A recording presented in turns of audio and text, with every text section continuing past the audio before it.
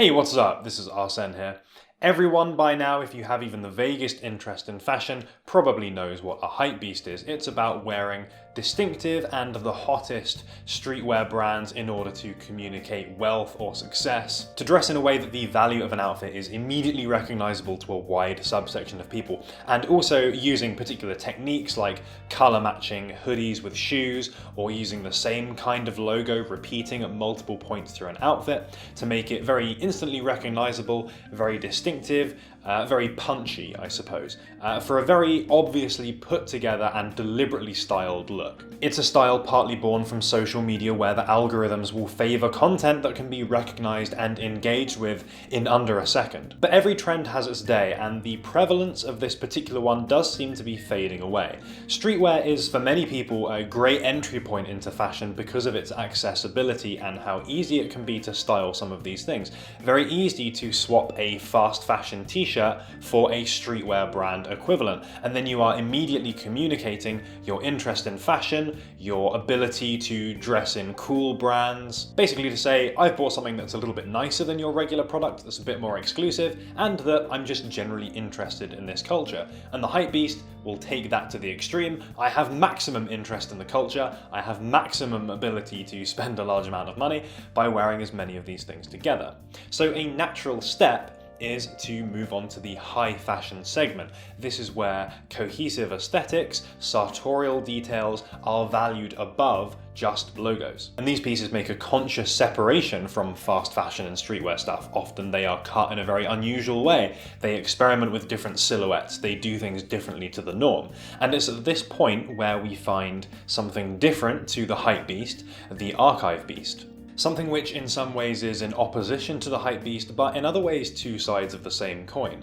But what exactly is an archivebeast, and can it describe the way that you or I think about fashion? You're probably thinking the archivebeast is someone that takes a hypebeast approach to high fashion, someone that is looking exclusively at the most valuable or the most sought after high fashion pieces. Basically doing it for clout or likes or whatever, with only a surface level interest in the things that they're buying beyond how much they cost and what label they're associated with. But I think that's a bit too cynical and reductive. I don't want to write off people's behavior as doing it for the gram, because I think when it comes to this idea of the archive and archive-beast culture, there are other factors at play here which are kind of more important than just how much things cost. With hype streetwear fashion, a lot of the appeal resides in communicating cost or exclusivity, the idea that I was able to buy this piece when a lot of people couldn't, or I had the ability to pay resale for this, i.e. what it's truly worth. But with high fashion stuff and archival fashion, the idea of price really takes a back seat, and the primary currency is knowledge. When people talk archival or archive fashion, they're referring to not just anything high fashion, but particular pieces which are iconic or influential for some reason, i.e. they have a little bit of a story attached to them. And unlike a streetwear brand logo, that can be something that's difficult or even impossible to tell at first glance. This kind of gives rise to all kinds of different archivists and collectors, real enthusiasts. You've got people like your Rick Owens fanatics, for example, who will be able to tell you pretty much anything about the differences between different Rick Owens pieces season to season, why one Geo basket is different to the other. And of course in techwear there's very much the die-hard cult of acronym fans who can tell you anything about a product based purely on its ID and have more things that came out 5+ years ago than they do the new stuff. These kinds of people know exactly what they like and have probably been building up this knowledge collection after collection. And it's knowledge not just of the cut and the physical products themselves, but the stories that surround those products. And should they be social media fans, their feeds will no doubt be full of their new or rare or interesting pickups which help communicate these stories about that aesthetic or that designer to other people to really share all that stuff. And it's inevitable that some of the pieces featured in this way do so more commonly, or are more distinctive, or more recognizable than anything else. With the Rick Owens fans, you've got the Ramones and the Geo baskets.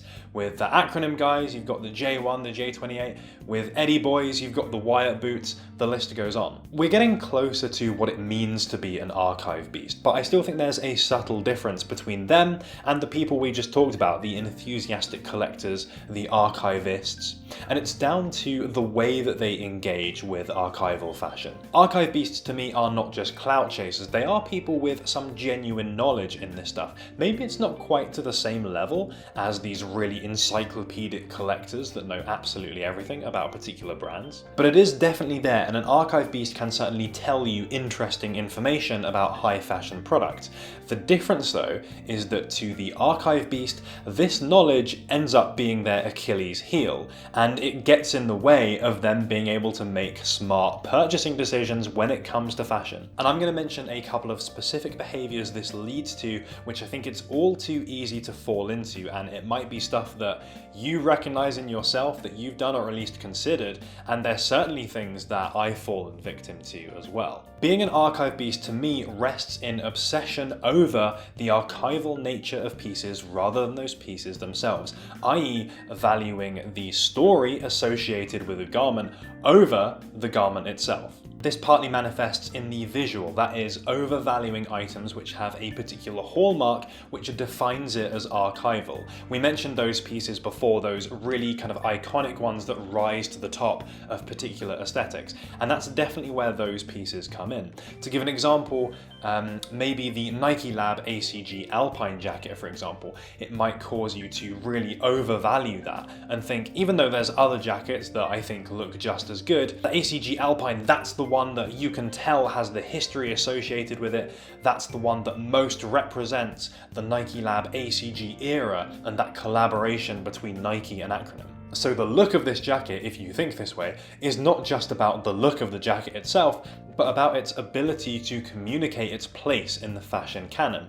And that will lead you to pay over the odds for it. You may even be willing to pay more for this jacket than another one that you like just as much. People often talk about the fact that at the prices you can buy a black Nike Lab ACG Alpine for these days, you could probably also buy an Acronym jacket. Archive beast behavior could also involve you buying something that's in terrible condition, or not the right size for you, or just not right for you in some way because of its archival status. This is the person that's buying those 3 out of 10 conditions Rick Owens dunks just so he can say, yes, you can see that these are not the regular Geo basket, but the Rick Owens dunk because of the lateral swoosh on one side that they had to remove in 2008 because of the Nike lawsuit, and just so much better than the new ones. Or maybe something archival comes up, you've had your eye on it, it never goes on the market, it's a size too small for you, but that doesn't matter, you're going to buy it anyway just because you've got no choice and you're going to squeeze into it, it doesn't matter how. Either way, the result is the same. By overvaluing things that are of the archive or things that are iconic or have these stories attached to them over a sort of regular high fashion equivalent or a new product, for example, you might end up either sacrificing money or sacrificing how you actually look. Or you end up falling into a kind of archive uniform by buying and wearing all of these same iconic pieces as lots of other people. Or in the worst case, you end up buying and owning things that you don't really wear at all because they're the wrong size, or maybe they don't suit your wardrobe, because they have that archival quality to them, and that makes it special and something that you want to own. Probably if you're interested in fashion, you felt this pull at some point. Within techwear, for example, people will often find themselves attracted to or wanting to pick up the Nike Acronym sneaker releases, even when they're the less popular or the uglier ones, because they feel like they need something that represents techwear, that has that iconic appeal, even if maybe they don't particularly like the look of them, or because they're the most accessible overtly techwear items. They are certainly some of the cheapest Acronym branded items out there. So maybe there's a little archive beast in all of us, but why?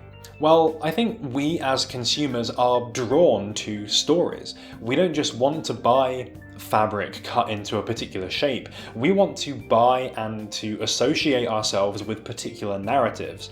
And it's those iconic, those archival pieces that have the strongest narratives attached to them, either because they inspired something else, they were part of a cultural movement, they defined a particular aesthetic. And those narratives are real. They're not created by a marketing campaign that you would find with a new product.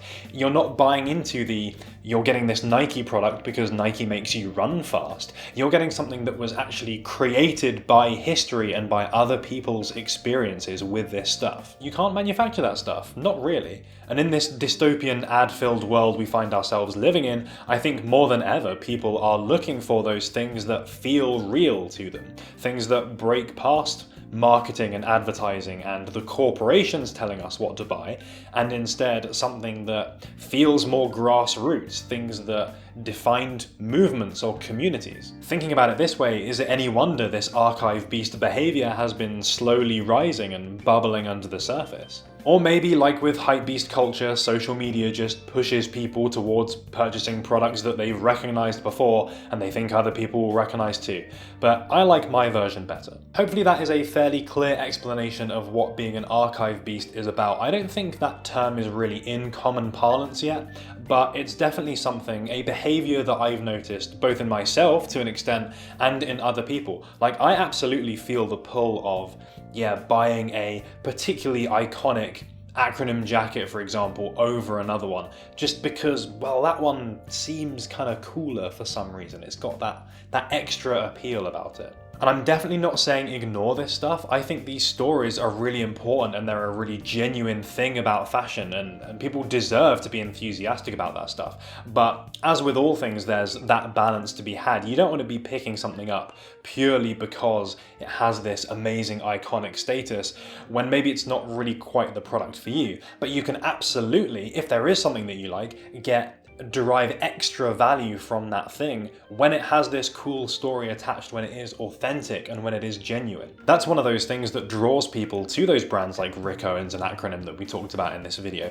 because they do have those very cohesive looks. Their brands and their collections tell stories. My question for the week then, is this behavior something that you've noticed in yourself? Have you ever found yourself trying to buy some really crusty old things from a bunch of years ago just because they are particularly cool for some unknown reason? Or maybe you find yourself passing up items of clothing or even entire brands because they don't tell that story, because they don't seem authentic, because there is no relationship to the idea of the fashion canon or the fashion archive. We're going to get cerebral down there in the comment section. But anyway, thank you so much for watching this video. If you did enjoy it, please do give it a like because it's super appreciated. And as always, thank you so much for watching, and I will see you in the next video.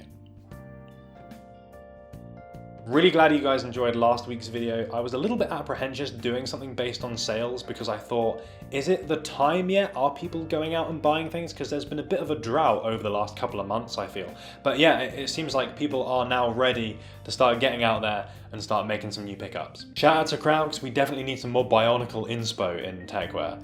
And I need some of those Bionicle shoes. I don't know if you guys have ever seen those, but yeah, they made Bionicle shoes once. And shout out to Esteban getting the 50% discount on the Krakatoa stuff. Yeah, if you're buying things out of season, great time to pick up some discounts, even though it means you gotta wait a couple of months until you can start actually making use of it. Shout out to Dean. I went for my regular size on the Skyline shirt. The only weird thing I would say on the sizing is that the sleeves are quite long, but the body to me just kind of feels fine. Thanks so much for making it all the way to the end of the video. If you want to catch some more stuff, there's going to be links going up at the top. And if you haven't subscribed yet and you want to see more cool videos, then, well, subscribing is the best place to do it. So you should just do it.